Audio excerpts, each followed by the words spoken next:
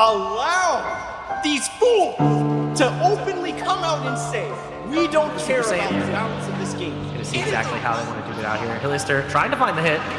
The issue with Dragon Ball Sparking Zero, look, they say don't hate the player, hate the game. Nah, we hate the players. I mean, are they wrong? Dragon Ball Sparking Zero has been out for just over a month now and has pulled in a large fan base since its release on October 11, 2024. About 2 months ago, hopefully if this video gets posted within December as it's planned to. Sparking Zero has been in development for 5 years and clearly shows with the amount of love and care put into the base game. As someone who has posted a lot of Dragon Ball Sparking Zero content, I wanted to analyze this game and highlight some of the fun I've had with this game, while also touching on the many gripes I've had with this game. And trust me, there are maybe not a lot of gripes within this game, but very prominent ones. But first I wanted to start off with the story mode in Dragon Ball Sparking Zero is about the same as every other mainline Sparking title.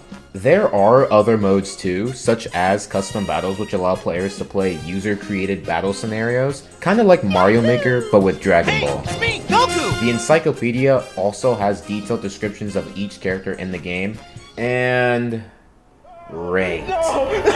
But for right now, we're just going to focus on the story mode portion. The story mode portion of this game, titled Episode Battles, covers the events of Dragon Ball Z through Super, however through the eyes of different characters. There are characters like Goku, Vegeta, and Gohan, all with unique stories that allow you to experience the game differently per character. However, the characters that stand out the most here are Goku Black and Frieza, having their own stories in this game for the first time in a mainline Dragon Ball game. The great part about this game is that each character in this roster for the story mode has a pretty lengthy story. It takes about maybe an hour or two to 100% each character's main story, but that's where the game shines, because after you 100% their main canon story, the game likes to go into a different route and ask the question of what if. What if scenarios, as it sounds, takes the original story and twists the idea of what would happen if this happened instead. For example, in the original Dragon Ball timeline, Goku goes Super Saiyan for the first time while fighting Frieza on planet Namek. But in a what if timeline dedicated towards Goku's story, what if Goku went Super Saiyan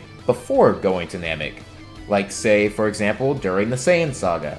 Honestly, scenarios like these is what make Sparking Zero shine to me. They allow for the original storytelling to take a creative twist, not knowing what the viewer may expect next even if the scene is familiar to them. And the game doesn't shy away from these what ifs. This game goes deep into their what if scenarios. The most famous example is, well, I don't know if this is a spoiler for anybody, but it happens in Gohan's story, and if you haven't checked it out already, you should go check it out. Though, we'll just say that Gohan turns a little black. But the beautiful thing is, these what-ifs are like not just limited to 2 or 3 characters. Every single character, from what I know, has their own what-if. So if you're a huge fanboy of the Big Green, he's got his own too. And that's really about where all the story goes. Every character has their original timeline that you can play, and then they have their branching what-if timelines. Some stop at Super, some continue through Super, but for the most part, it's just the game of Dragon Ball Z as you know it if you've played any other Tenkaichi series. If I could give a rating to Dragon Ball Sparking Zero story mode, honestly, it's perfection, the twists are perfect, the gameplay is perfect, I really enjoyed that time playing. I think my only complaint I have about the story mode is that we go from beautiful, gorgeous animation like this, to then slideshow presentations like this. We're giving Blue Lock a run for its money. So where did Bandai go wrong?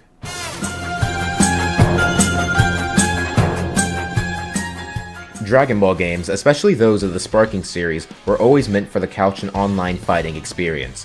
For those of you who don't know Dragon Ball, I don't know why you clicked on this video, but there's a lot of fighting in it. In Dragon Ball Sparking Zero, the main focus is its online fighting portion of its game. Sparking Zero has over 181 playable characters. Its previous game, Dragon Ball Sparking Meteor, or Budokai Tenkaichi 3, whichever you prefer, has 161 characters. So tell me why every single lobby looks like this. I should be able to block. The Jizz Whiz. It's insanely criminal to have a majority of matches I've been playing online solely consist of MUI Gokus and Fusions. To be fair though, these characters are insanely popular and fun to play, but the cost of playing fun characters is overall sucking the joy from both parties experiencing that battle. When the person plays a cheesy character or a very broken character in this game, they don't really learn anything about the match. All they do is just press a single combo, and that's about it. You could say you can counter that combo, but again, when the character's Super Saiyan 4 Gogeta, and he's dishing out like 44 hit combos with one press of the X button on the Xbox controller. I mean, it's kind of hard to do that. This is probably where my biggest gripes come from Sparking Zero.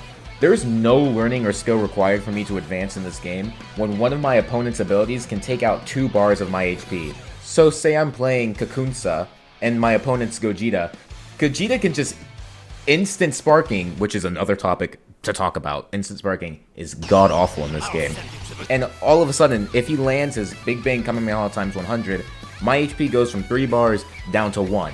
Going back to that topic of instant sparking, why in this game did the developers think to give every single broken character instant sparking? I don't think that there's a possibility to balance out ranked or quick play with these characters having these abilities.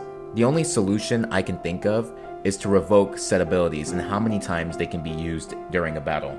Or maybe, just maybe, there is a better solution as an alternative to ranked mode that should be its own ranked category. This mode already exists in Sparking Zero, and it's called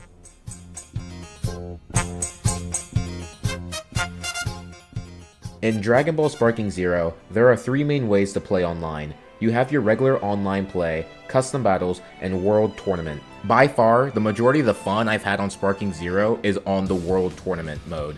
In the world tournament game mode, there are 7 types of tournaments the player can choose to play.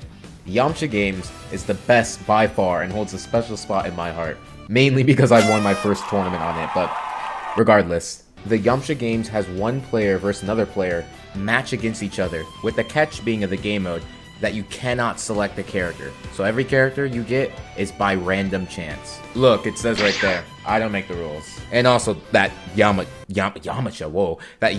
commentates over in the background. This style of competition, I believe, should be its own ranked game mode, separate to that of 1v1s and, you know, the world tournament as it is already. I love the idea that every person gets a random character that they aren't familiar with. Or they could be familiar with, I mean, it's all based on luck. And honestly, it feels like this will show the true separation between skill and picking a character because they deal funny damage. It might seem a little unfair if you are a Cyberman and the other person just so happens to be like Jiren on steroids unleashed. But I feel like this would level the playing field and separate those who are skilled at the game versus those who simply play the skilled character. Again, it could be totally unfair. I mean, the example I gave isn't really in the Cyberman player's favor here, but overall, the game mode as its own ranked mode would be an awesome inclusion to the Dragon Ball Sparking multiplayer modes. In fact, as I was recording this segment, I unfortunately couldn't get any luck when trying to run a tournament online. I tried multiple times with a generously altered results for my liking, like customization. What even is that? The only match I did manage to get into, I ended up running into an upper rank. Because that happened, why don't I share the clip I get here? Holy those are 2 Z ranks? I have to fight him first? I'm Lord Slug? Dog, what? I'm Giant Namekian Lord. Dude, I've never played a Great Ape ever. He's Smogovich though, so I think I should be good.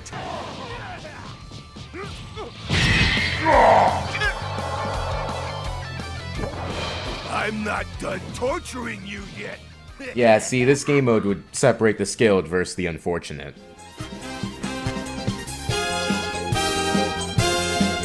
The major takeaway I want this to be for those of you who made it this far is I do love Sparking Zero. Overall, I really do enjoy playing this game so much since its release back in October. From the episode battles to the sad and unwanted matchups against those fusions. Playing this game even a month later is still insanely immersive. I honestly have high hopes for the future of this game and the Sparking series. I just hope Bandai gives us the Xenoverse 2 treatment and just starts dumping DLC on this game. I really was disappointed when the first 2 DLCs were announced to be Gamma 1, Gamma 2, and Kid Vegeta and some random guy from Daimna. I'm not personally a big fan of Dragon Ball Daimna, so seeing them as DLC, it's whatever to me, but Gamma 1 and Gamma 2, they should have been just base roster in the game. I don't know why they chose to make them DLC besides for money purposes.